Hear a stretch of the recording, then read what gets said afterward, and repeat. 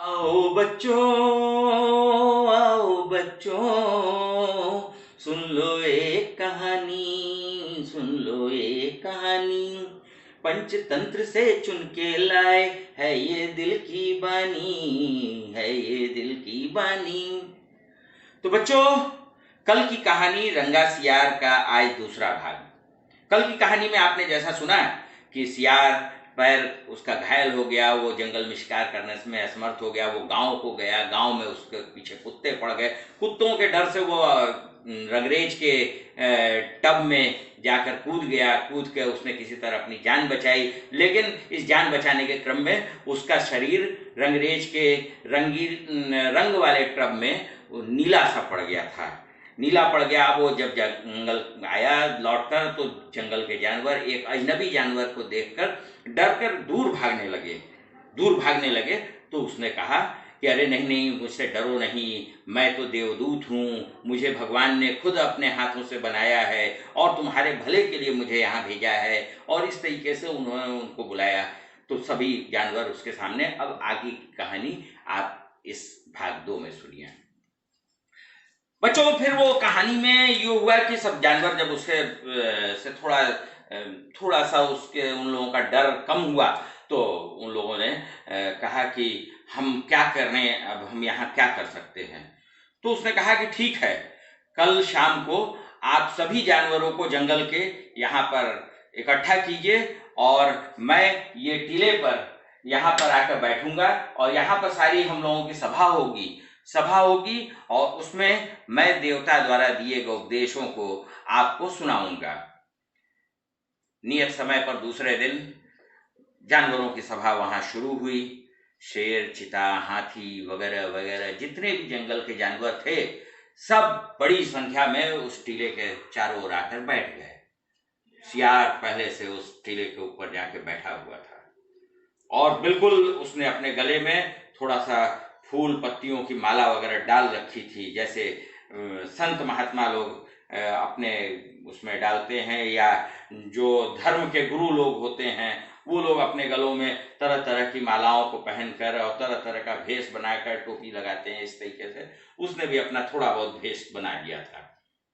उसने उन लोगों से कहा कि मुझे ईश्वर ने आप लोगों के भले करने के लिए भेजा है और उन्होंने मुझसे कहा है कि इस धरती पर जानवरों का कोई पुरसहाल नहीं है, इसलिए उन्होंने मुझे सम्राट ककदुम का नाम दिया है।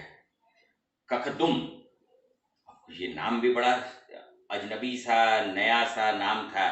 सब शेर, चीता सब उसके आगे कांपने लगे कि अरे ये तो देवदूत है, ये हमारा कुछ भी कर सकता है, हम इसका कुछ नहीं बिगाड़ सकते हैं। और सब उसके चरणों में लौटने लगे कि महाराज या भगवान, आप मुझे बताइए कि हमें क्या करना चाहिए।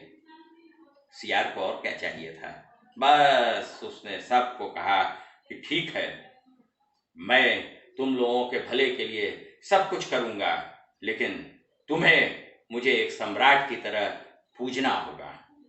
सबने कहा महाराज जो हुक्म हो, मेरे आका जो भी आप कहेंगे हम उसको करने को तैयार हैं। सियार ने हाथ उठाकर उन्हें आशीर्वाद दिया कि जाओ, निर्भय हो जाओ। अब उसने कहा कि मेरी एक सम्राट की तरह खातिरदारी होनी चाहिए, मेरी शोभा यात्रा निकलेगी।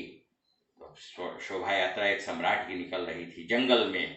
जंगल में कैसी शोभा यात्रा, आगे आगे हाथी सूंड उठाकर करते हुए अपनी आवाज में शंख बजा रहा था और दोनों शेर, चीता उसके दाहिने बाएं और उसके बॉडीगार्ड बन के चल रहे थे और पूरे पीछे जंगल के छोटे छोटे जानवर कुछ चीजों को बजाते हुए, कुछ करते हुए इस तरीके से चले जा रहे थे। सियार अपने मन में सोच रहा था कि खूब उल्लू बनाया, हाँ ऐसे चलने दो। जब शोभा यात्रा उसकी खत्म हुई तो उसने कहा मुझे अच्छे अच्छे लजीज व्यंजनों का भोजन कराओ। अब क्या था, अब तो सम्राट बन चुका था, हाँ?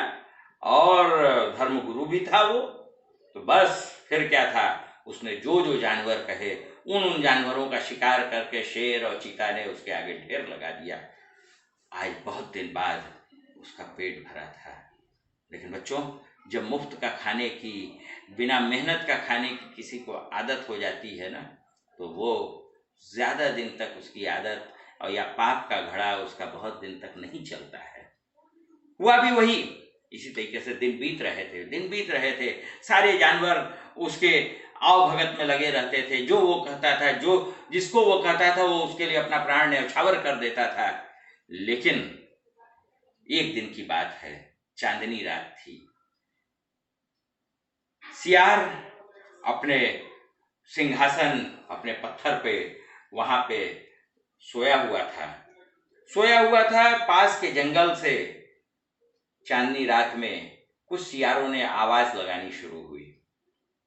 सियार की एक आदत है, जैसे कुत्ता एक कुत्ते को भूखते हुए देखकर दूसरा कुत्ता भूखता है, तीसरा कुत्ता भूखता है, तो वैसे ही सियार भी अपने जात की आवाज सुनकर, और उसने भी उनके सुर में सुर मिलाना शुरू कर दिया। अभी तक तो वो प्रवचन दे रहा था, लेकिन अब उसका सुर जब शेर और चीता और सारे जानवरों ने सुना, तो उसने कहा कि हैं, ये इस चट्टान पर से इस तरीके की आवाज कैसे आ रही है। वो उसके पास चले गए और देख रहे हैं कि वो आंख बंद करके सियार चांद की ओर देखकर जोर जोर से ऊ कर रहा था। उसकी पोल खुल चुकी थी। शेर ने एक ही झपट्टे में उसका काम तमाम कर दिया। तो बच्चों, ये कहानी ये बताती है कि आपका जो आर्टिफिशियल यानी कि रंगा हुआ रूप है, जो आपका मुखौटा है, वो ज़्यादा दिन आपका साथ नहीं दे सकता है। आपका वास्तविक रूप ही आपके साथ चलेगा। तो अपनी वास्तविकता में रहिए। बहुत बनावटीपन दिखाने की कोई ज़रूरत नहीं है। समाज में हर व्यक्ति के लिए उसका अपना स्थान है। वो हर अपने अपने तरीके से जी सकता है। तो आज की कहानी का ये दूसरा भाग यहीं समाप्त होता है। फिर किसी दिन नई कहानी के साथ तो मिलना ही है, मिलेंगे भी। हाँ, ठीक है।